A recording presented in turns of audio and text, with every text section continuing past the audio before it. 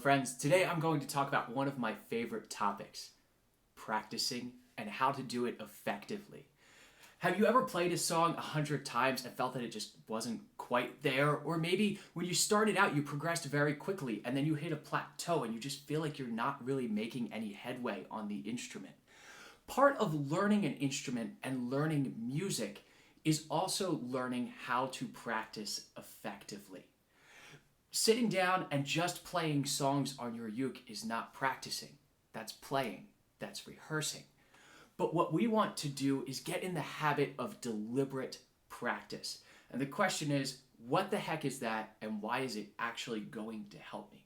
So if we think about practice in general, it is repetition of something to make us better at it. So playing a song 100 times will in fact make you better at it. But maybe there's a better way to do this. I had a great professor in college who was teaching me bass, and I remember him telling me that if I ever wanted to knock down a wall in my house, I could smash my head against it 1,000 times and I would eventually get through. It would be painful, but it would work. But in the same breath, he also said, there are hammers, there are tools that we can use to make these jobs easier so that we're not bashing our head against a wall repeatedly. Because although it might work in the very, very long term, we want to use the most effective use of our time when we're practicing. So what we want to do is use what's called deliberate practice. Now, deliberate practice is a very specific form of practice that allows us to create a plan for how we're going to tackle these difficulties in our playing. And there's a few components to this that I want to talk about. The first one is that when we are practicing deliberately, we need to be intentional about our playing. We need to have no distractions. Turn your phone off. If you're reading off of a tablet, turn it onto airplane mode so that you're not getting notifications. We want to be fully immersed in the moment that we are playing, and it's so important for our brain to be able to learn without distractions. I have a lot of friends who just sit and play their uke in front of their TV, and that's fine and that's fun, but that's not how you're going to progress on the instrument. Likewise, I personally find it very beneficial to have a dedicated practice space. A space that you know when you sit down there that the only reason that you would be there is to practice your instrument. It puts your brain in the right mindset of avoiding those distractions. After this, deliberate practice needs to be goal-oriented. Now, we have overarching goals. We wish to learn to play the instrument, right? But we also have specific goals. We want to learn a song, but that's not specific enough. We want to learn a song, but we want to play it correctly. So we need to break down sub-goals. So we can take any song that you would like to learn, and the first time you play through it, take a pencil and mark every place that you mess up. Because that's what we need to focus on.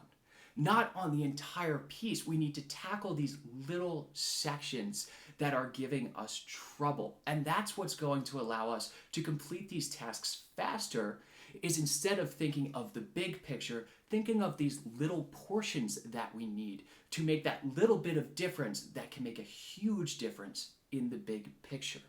When you're starting a new piece, I want you to map out goals for yourself, small ones, things that you can accomplish in 10 or 20 minutes a day. Maybe it's just one chord change that you want to work on. And that is okay. If you only get through one beat of a song, but you play it perfectly, that is more important than playing through an entire song sloppily, because we are tackling the problems that are presented by the song. And then later, we will likely find those same problems in another piece of music, but we've already put in the work to solve them, and we won't have to the second time. Every song is not the same, but music itself presents a lot of the same problems. And on that same note, we need to remember while we are practicing that we're not actually practicing one thing. We're not practicing just the uke. We're practicing two things. And sometimes we need to separate them. First, yes, we're practicing the instrument, be it uke or whatever you are playing. We are tackling the difficulties that this gives us specific to the instrument. But in itself, we are also practicing the art of music, and we are learning about music. If you're having trouble with a rhythm, that should be one of your goals. Not how to play it on the instrument, but how to get your brain to work around that rhythm.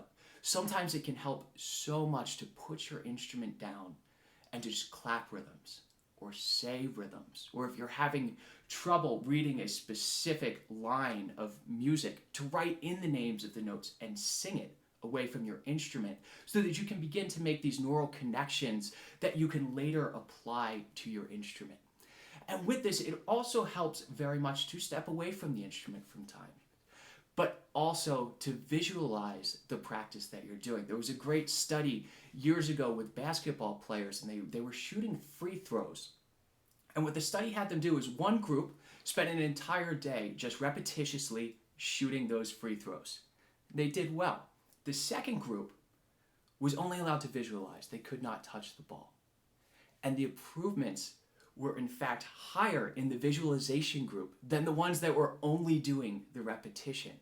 We hear a lot about muscle memory in playing instruments, but muscle memory isn't real. Our muscles themselves don't have memory, but our neural connections in our brain do. And that's what's so important, is we need to train our brain to tell our muscles what to accurately do on our instrument. So there is so much work that you can do outside of your practice room with just visualization and thinking about these topics that you need to tackle. And next up, it's very important to have feedback on your playing. Now, this can be tough for some people. Maybe you don't like playing in front of other people, and that's fine. Maybe you have a friend that you could play for, but you can also do this yourself. It is very beneficial to record yourself playing. I think video is even better, and if you're watching this on a smartphone, you have the ability to video yourself. Video yourself a little bit of every practice session so that you can look back and see your progress, but also you'll be able to see yourself playing from a different perspective. What we see when we're playing over top of the instrument is very different than what's happening out front here. So something else that can aid in this is having a mirror in your practice space. And this helps to see the techniques that you are doing and whether you're applying them correctly to the instrument, or if things look unnatural, we don't want that. So the mirror in your practice space or recording yourself can help so much with feedback, but there's really nothing like having a teacher to pick you apart and give you that feedback. Someone that has already put in this practice, that understands this practice and understands both music and the instrument to help you with this. These are a lot of the things that you need to remember, but the main key here is that you need to practice smarter, not longer. We all know about the concept of the 10,000 hours of mastery, but if you read the actual study that whole concept is based on, it is 10,000 hours of deliberate practice, not strumming on your instrument, but breaking down these small goals, tackling them, and then applying it to the instrument. And this is how you make progress. So I have a challenge for all of you.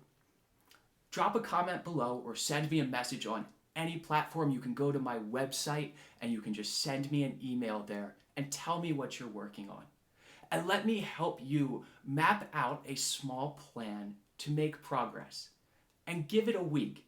And let's see how we feel after that with this new concept of practicing versus just playing the songs on the instrument. I can't wait to hear from y'all.